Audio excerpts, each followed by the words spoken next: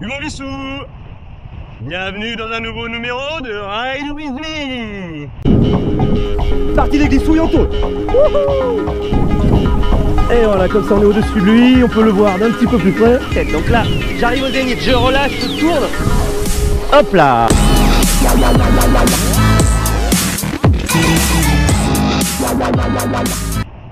Écoute, on va parler de descente au vent.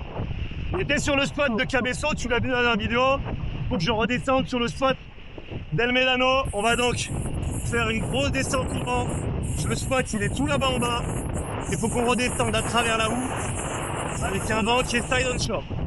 Et donc, moi ce que je te propose, c'est d'abord, première étape, de descendre comme quelqu'un qui a peu de kite. Le mec, il a une semaine ou deux de kite et il veut descendre au vent. Qu'est-ce qu'il va faire? Il va simplement se mettre sur son bord simple et il va venir en fait bouger l'aile en ayant les épaules vers l'intérieur et de cette manière-là, il va descendre au vent.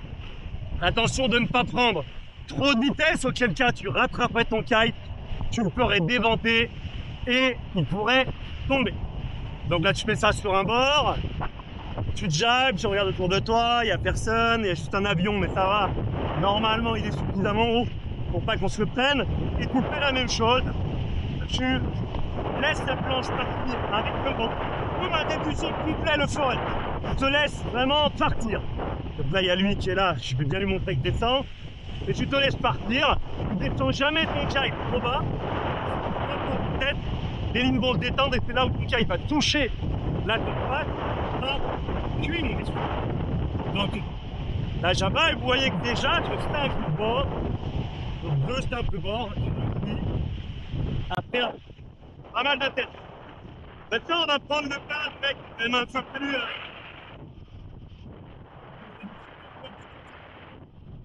Le gars, il a du kite de fou pour moi, il a un peu plus à l'aise.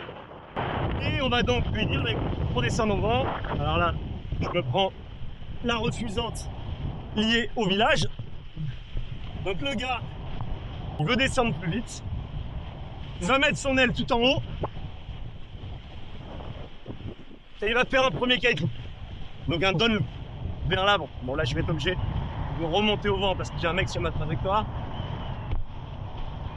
Voilà, là, du grand patin en compte. Voilà. Donc là, je suis donc le mec qui veut redescendre plus vite.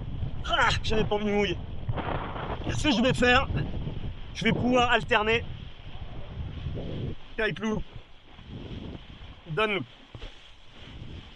down loop,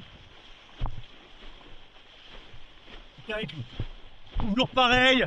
Je fais attention à la vitesse qui est prise, histoire de ne pas détendre mes lignes, histoire de ne pas être allé trop vite en besogne et de ne pas finir en saucisson, de ne pas finir en turbalé comme je l'ai vécu, expérimenté par le passé. Je peux t'assurer que c'est pas très agréable. Donc voilà, on évite l'enturbanage et l'ensaucissonnage en gardant toujours l'aile en point de confort et on la fait jamais descendre très bas. C'est lourd. Par exemple, je ne pars pas en loup de cette position-là. Là, c'est le meilleur moyen pour finir dans les rallyes. Non, on loupe par de là, par de tout en haut. Et là, dans ces cas-là, je vais pouvoir avoir les lignes qui vont rester tendues et je risque pas grand-chose. Ok? Bon, alors, là, je suis soumis à un problème auquel tu seras soumis quand tu fais du kite, sauf que quand tu n'as plus trop l'habitude, c'est assez stressant.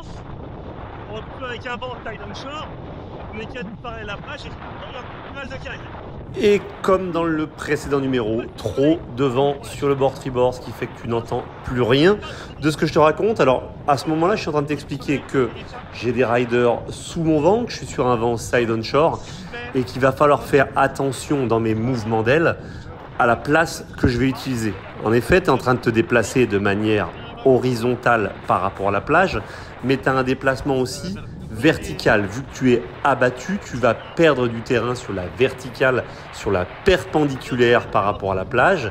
et donc forcément rencontrer d'autres riders. Donc là, on voit que j'ai en ligne de mire le village en face de moi, mais que je check en permanence sous mon vent, parce qu'en perdant de la composante verticale sur la perpendiculaire à la plage, forcément, je me retrouve petit à petit avec d'autres riders sous mon vent. Donc là, on le voit, il est de plus en plus proche, donc je triple check pour pouvoir garder tout simplement une allure qui soit au moins à la parallèle de ce rider.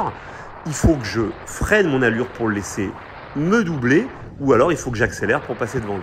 Donc ça, c'est un choix qui peut être assez stressant quand on n'a pas l'habitude, quand on ride pas trop souvent. Et il faut faire le bon compromis entre vitesse et allure.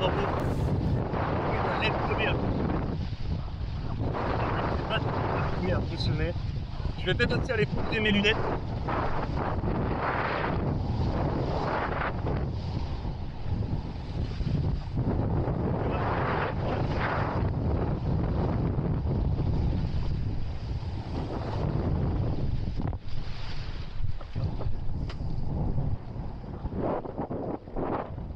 Bon, je suis descendu.